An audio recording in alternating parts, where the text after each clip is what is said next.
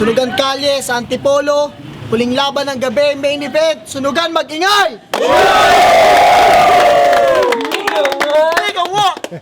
Ako nga pala si M-Zite ng 3GS, Poema, 13 Caballero, Rapscaling Pamilya, All-Star Productions at Curse Box. Salamat nga pala sa Whip Cup, sa Wrap and Wrap Clothing, Fubo Dice One, Best Foot Forward para sa sapatos at sa Ideal Wear ni Tyke, Support Local Hip Hop Clothing. Sa kanan ko, Sunugan Kalye Commissioner ng Batangas. Choicy, Conectado on my side. Galing pa ng Las Piñas, si Crazy Pen. Yo! Crazy Pen, Senior Mafia sa LMA, ika-4 na bara ng stock deck, headman ng Ace Music at Pamilyang Musikero. Shoutouts kay Sir RMC ng Rap Lines, kay Sir Tyke, sa lahat ng pumunta, pati sa girlfriend ko kanina, Boss Jihad, Rodelio Sana. Go! Boss Jihad, nigga. So sa kaliwa ko naman, Sunugan Kalye Commissioner ng Antipolo. Yeah, Tyke, RPN, Ideal Wear. Siyempre, pinapakilala ko nga pala sa kaliwa ko, Refin RPN, mula Taytay Rizal, mag-ingay para kay J to the P. PDP Death Squad. Shoutout sa RG Shop, kay Delima, kay DLWare, kay Boss Tyke, kay Royce, kay Joer. Tsaka sa mga nakalimutan kong batiin mo!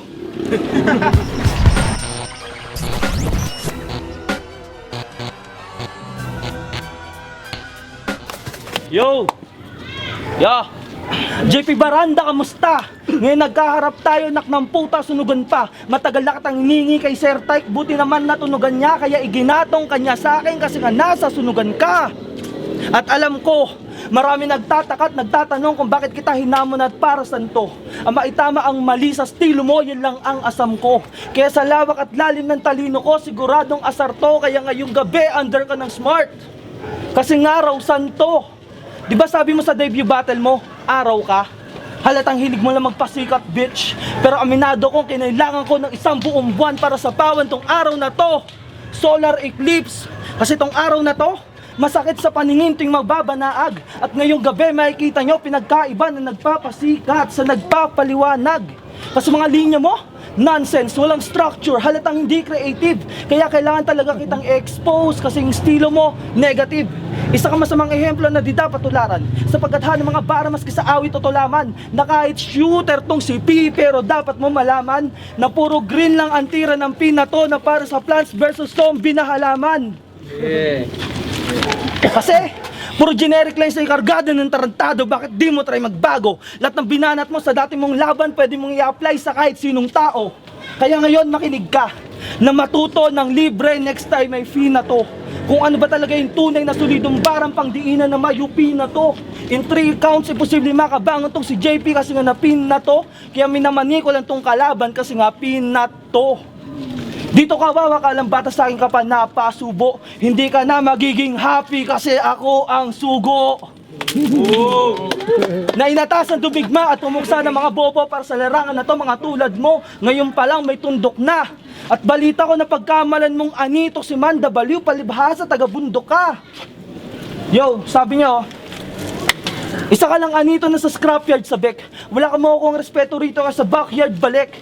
Pinag-rhyme niya yung scrapyard balik sa backyard sa Bek para mag-multi kahit na wala namang kahulugan. Sa sinabi niyang walang katuturan, lumutang lang yung kanyang katangahan. So katakalain niyo ba namang maghanap siya ng respeto, nak ng puta sa basurahan. Kaya pala, nung kasama ko tong manood ng Price Tag versus Righteous One sa Grain Assault 6, nagibing aura nung mukha niya. Nung pasalamatan ni Price Tag, lahat na namumulot ng basura, si J to the pinak ng puta, maluha-luha pa. At may ba tayo?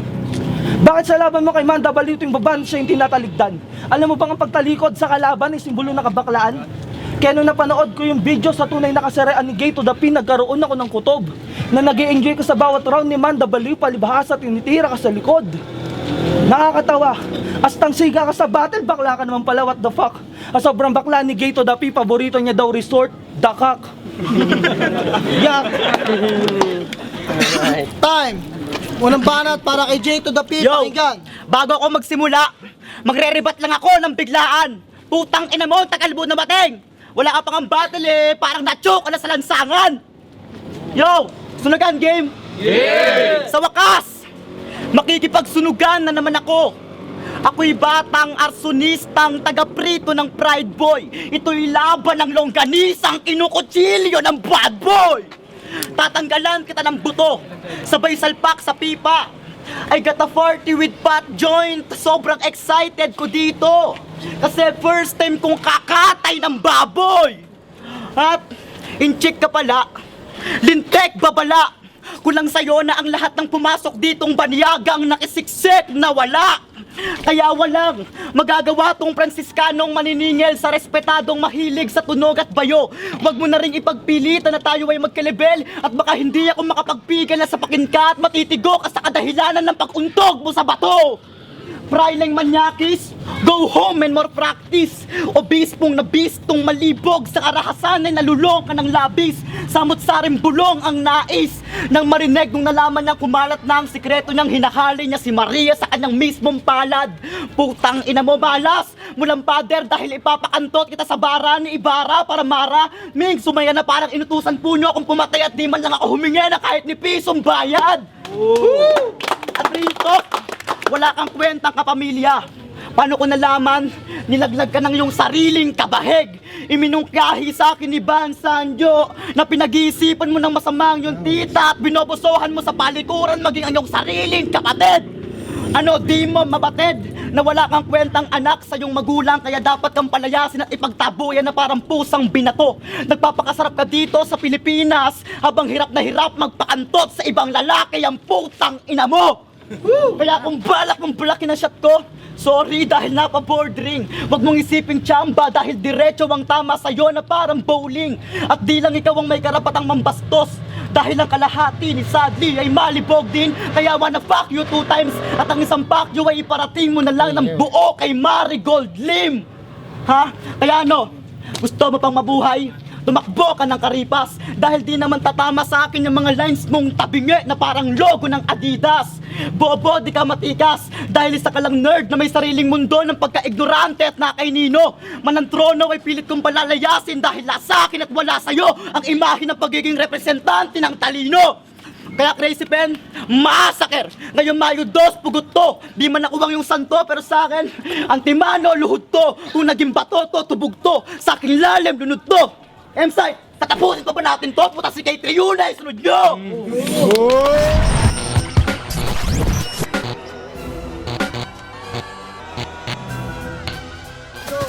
Kung ano-anong kabastusan yung pinagsasabi niya, tangina mo, buraot. Anong secretary na susunod, tangina mo, sa kanya, di ka naaabot. At dinamay pa yung aking pamilya at aking nanay, putang ina mo, tanga. Hindi mo ba alam, may sarili akong bahay bukod sa kanila. Di ako doon nakatira. Tanga. Yo, gate to the P, paalala ko lang sa'yo. Kung gagagawin mo lang ako dito sa page kong to, magiging konektado, suntok ko sa Facebook mo. At ganyan yung mga linya. Ni Michael Nasanto, mas scientific sa sci-fi, may Google sa utak kahit hindi na mag-wifi, simple mabangis na parang siga ng shy-type, solido yung bitaw na parang sipa ng white-tie. Ano Sir Tyke, familiar ba? Di ba sa ARDL minsan mo narinig? Lyrics sa kanta ni Santo na binanat ni Gato Dapi kay Asma at doon daw ay bumilib.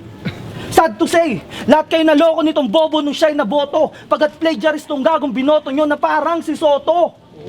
Walang originality itong si JP. Palpak magsulat ng punchline, tang ina. Kaya di ako magtataka kung pinakamagandang linyang nasabi niya, hindi pa sa kanya. Kasi pilit yung taglay mong talinhaga para lang magpapansin, gaya-gayang unggoy, dapat pangalan mo Xerox Matching. Kaya payo ko sa'yo, itigil mo na yung estilo mong first aid sa kagat ng ahas kasi hindi nakakatuwa. Oo, first aid sa kagat ng ahas kasi sumisip-sip ka ng naspit na para may kamandagang maidura. Nakakapagtakang, nakikinig ka sa kanta ni St. Michael nang walang natututunan. At total ninakaw mo, lyrics niya, magkakasugat ka sa lalamunan. At ano, sunugan? Papayag ba kayo na ganito yung susunod na henerasyon ng makata sa bansa? Kung hindi generic nonsense yung ginagamit, puro nakaw yung akda. Kaya plakda sa paglandin mga punches ko sa putang inan to. Magnanakaw na bugbog sarado parang snatcher na na-corner sa iskinita sa tundo. Kaya kung gantong klaseng rapper lang isasali nyo sa battle, dapat nga ibanto. Pinagnakawan mo na si Arnold Sanes, pinangalanda ka mo pang kaya mong magpakasanto. Alam ko, Sir M-Zite, naaalala mo. Di ba sabi niya sa'yo, Sir M-Zite, di ko kaya magpakadelo, aminado, pero kaya kong magpakasanto. Tang ina mo. Ano yon? Desperadong galawan para lang hangaan? Hinangad mong magpakasanto isang damakmak na gawa mong kasalanan? Kaya tong bulaan, sarap nyo ay aking sinabon at ang aking hatol ibitin pati warek maghapon tapos ilublob sa balon. Mga mainit na karayom na galing sa pugon, isa-isa yan sa mga daliri niya ibabaon. Tapos bugbugin sa hampas ng latigo na mahirapan ng gusto, saktan pa ulit-ulit hanggang ikatatuwa mo na Diyos mo. Ano? Di mo pa ba na-gets? Na para ka maging santo, kailangan buhay mo ang ibuwis.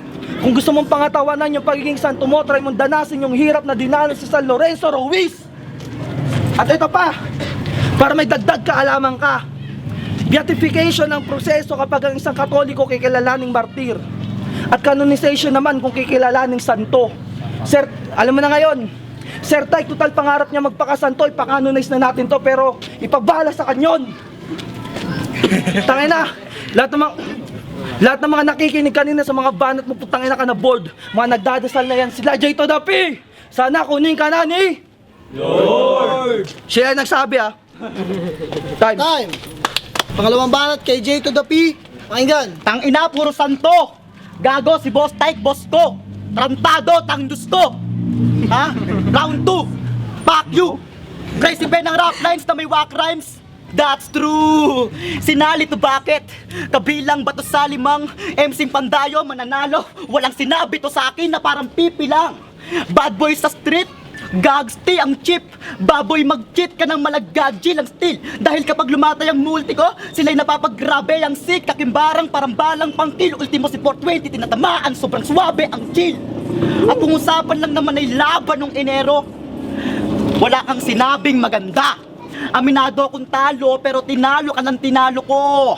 Mas binuro ka pa ni Maharli ka sa kinain ko na mangga. Ang lakas ng tama bumangga, barko laban sa bangka. Ko-call out ng name para sa fame. Putang ina, desperadong talangka. Kaya tong pinagmamalaki ng rap line sa sunugan, pupugutan ko ng ulo at baka masunog din ang balat. Kung may problema kayo sa akin, Boss Tyke, ikasa mo na ang rap lines versus ARBL MCs na madurog na silang lahat. Kasi puro lang naman yabag yung mga MCs sa liga nyo. Kunwari matapang pero mga nananakbo lagi sa hatawan. Kay Kuya Ernie ko lang kayo ipapasubo. Total puro lang naman kayo hangin sa katawan. At bakit mo ba ako hinamon? Meron ka bang gustong patunayan sa akin ng sagad? Eh putang ina mo, ngayon pa lang sabihin mo na nang maribat ko na yan agad. Dahil nung una pa lang, alam ko nang matagal mo na akong pinapahian. Naging masugid ka ring manliligaw ni Boss Tyke dahil araw-araw mo siyang inaawitan. Kaya huwag kayong magtiwala dyan. Dahil sa kabila ng pagkatao niya ay may palihim na tingin to. Madali lang kitang patutulugin sa sobrang bilis magdilim ng paningin mo. At akala mo ba hindi kita kaya malait? Yan ang isipin mo. Eh kahit sino naman dito ay kaya kang laitin sa sobrang laki ng ngipin mo. Ha? So feeling mo, masusugatan mo ako ng malubha porket malaki ang ipin mo? Di! Dahil di naman yung tooth ng saver. Fuck you, look like Mater yung tip mo. Dangerous, kaya technical na tong beggar at bibigyan kita ng red card na parang football player. Ha? Tang ina mo, gangster rap pa? What the? Eh mas malakas pa nga banda sa verse niya. Yung Sesame Street reference, putang ina, nakakatakot. Sabay haluan ng punchline na animals, tang ina mo, nakakahayop. Ang lakas mong makakartoons. Todo ba, Kengkoy? Di ka mukhang baboy, tarantado kasi mukha kang logo ng Playboy! Ha? Tang ina mo? Ano? Malapit ba? Lalo na kapag bumatil ako ng may beat, niyayanig ko marami. Dahil alam naman nila na ang J to the P kapag sa game may nag-hit, dinadaeg ang Miami! Ina mo! Time. Thank God the kids ain't here.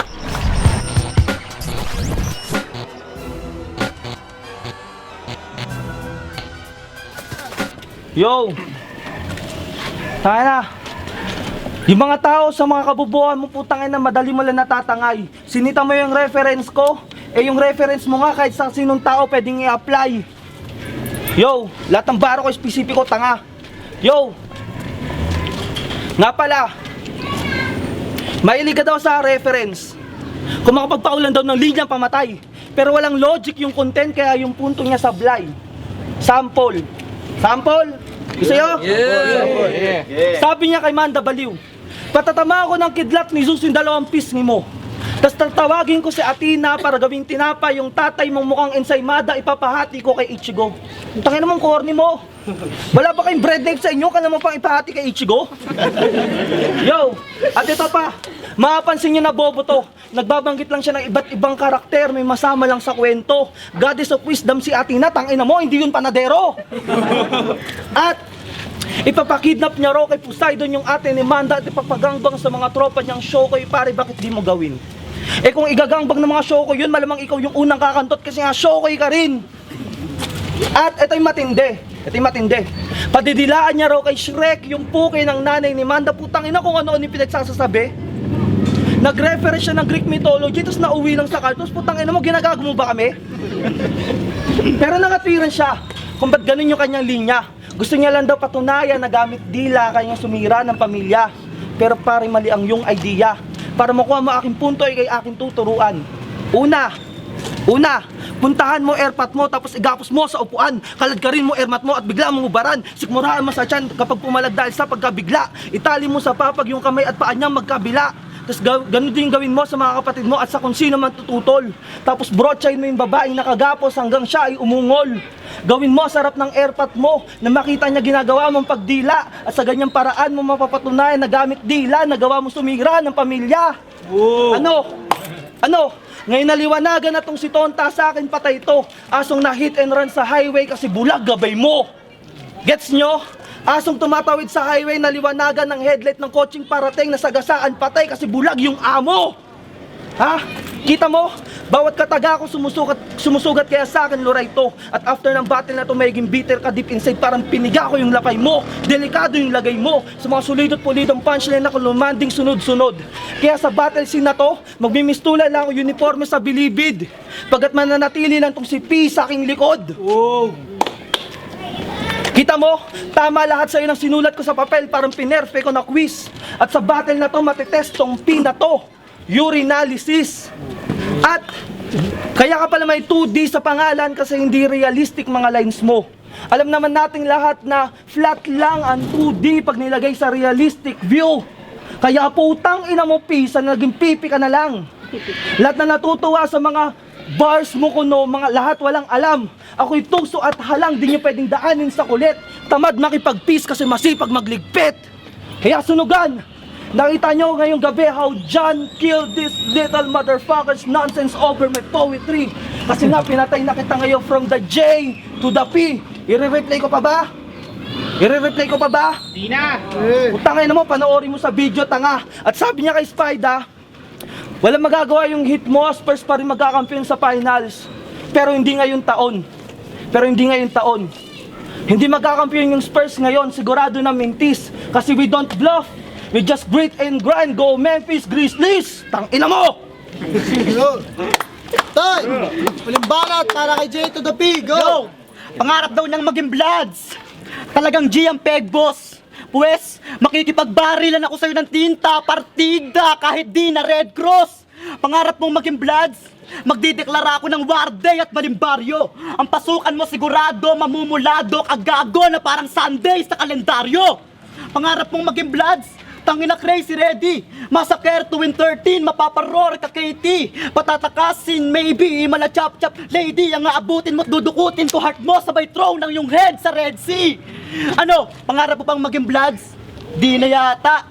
Mukhang natakot sa katayan to. E paano yan? Bloods ka na. Sa sobrang dami ng pinalabas kong dugo sa katawan mo. Kaya dyan, hanggang dyan ka lang. Malabo ka nang makarating pa sa templo at makipagbakbakan sa impyerno dahil tunay lang at hindi insulto na dyan, hanggang kay dyan ka lang. Bautismong magbibinyag sa'yo ng talob na 99 knives ang ipampipilas. Kudan sa leeg mo nang malaman mo dyan na puro dyan ang ipampapatay sa'yo na parang pagdating ng Pope noong 1995 sa Pilipinas. Solid bars? Oo, kahit i-check mo pa tingnan na hindi lang tinalo kundi pinabsirat pinababa pa sa entablado ni Tyke si Lim dyan. Ha? Dahil 5-star lang paputok mo. Kaya surely lose yan. Ako, kada laban ko may espesyal na pasabog na parang bomba ni Usman. Yung mga ginamit mong angulo sa akin, tangina pare-pareho lang. Kapag ako tumingin ng angulo, talagang nagbabisect. parallelogram. Itong malahok ay umasinta sa pag-asinta, puta may kalabuan. Pag ako tumira walang mintes, lintik ka at maaaring mabulag kakalaunan. Hindi uso sa akin tuldok, kaya walang katapusan tumbugbog. Kahit may weather tayong mainit ngayon, sa sunugan magpapaulan ako ng suntok. Kadata may bagsak at sigurado bakasyon. Pinasa ko lahat ng pagsusulit ko noong nakaraang taon, kaya hindi ko na kailangan mag-summer ngayong bakasyon. Ha? Putang ina mo! Ulit! Time! Ay, mag-ingay para sa laban nyo!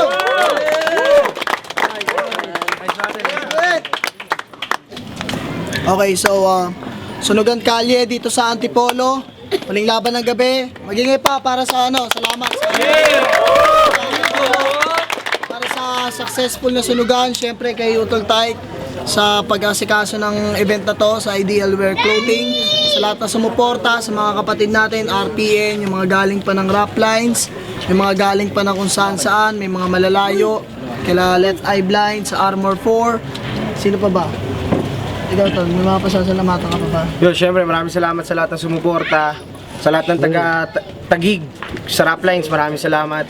Kila RMC, Bansanjo, K3U, maraming salamat. Tapos sa lahat ng taga-Kainta, Taytay, Pasig, na sumuporta siya sa lahat ng taga-Antipolo, tsaka sa sunugan. Sa Maraming mga salamat. magulang namin lahat, na silang dahilan kung ba't nandito kami lahat. Must be Wala kayo, wala kami. must Ito be na, main event, ang laban natin Crazy Pen versus J to the P. Ang boto, 4-1 para kay J to the P. Baka na, sumugan ka agad tayo sa, di ko lang, basta June. Si- Yun, tukon ko si Onax. Judges. Yo, exit, last card, Poema. Round 1, round 2, round 3. Pantay sila. Bale, binoto ko si J to the P kasi mas lamang siya sa deliver, tapos mas lamang pa siya sa rebat. Tapos, yun, tsaka Pogyak. Chelsea, Rap Lines, LMA. So, ang boto ko, J to the P. Hindi porket kasama ko si Crazy Pen sa Rap Lines. Bias na ako, pero si J to the P talaga yung nanalo para sa akin. Round 1 and round 2, J to the P. And sa round 3, Crazy Pen talaga lumabas. Rage, RPN, Arma Letra, Locus Delity, World War. Binoto ko, ako yung nag-isang bumoto kay Crazy Pen. Kung susumahin kasi, kung titignan bara per bara, siguro kung magtatapatan ng papel ng sulat versus lalamang at lalamang sa complexity at creativity si Crazy Pen. Pero props kay J to the P, puso kumbaga kung sa pagdating sa battle gera talaga akong gera. So sa akin ito yung sa lahat ng ginage ko na battle, ito yung nahirapan talaga ako. Pero this time mas pinili ko na bara yung ko. So pinili ko Crazy Pen. Boto ko kay J to the P. First round, boto ko sa kanya kasi ang angas ng delivery niya. Tapos second round kay Crazy Pen kasi yung mga wordplays niya, ang lulupet. Tapos third round, yun, maangas talaga. Ang ganda ng mga bars niya yun. Shoutouts Griffin Music exclusive from the Divas Finest. Yo, Nico Robles, Poema, Republican. Binoto ko si J to the P. Kasi first round, J to the P. Second round, Crazy Pen. Tapos third round, although malakas rin si Crazy Pen, pero yung mga punches ni Crazy Pen malalakas, pero overall mas lumamang talaga si J to the P talaga. Kasi yung pinagkaiba pa nila, umpisa pa lang, presence pa lang ni J to the P, sobrang astig na, tapos talagang gigil sa ayos yun. Crime Armor 4, J to the P versus Crazy Pen. Binoto ko si J to the P kasi yung mga suntok ni Crazy Pen parang kulang sa lumamang si J to the P. Yun lang, panoorin nyo lang sa video. Crime Armor 4.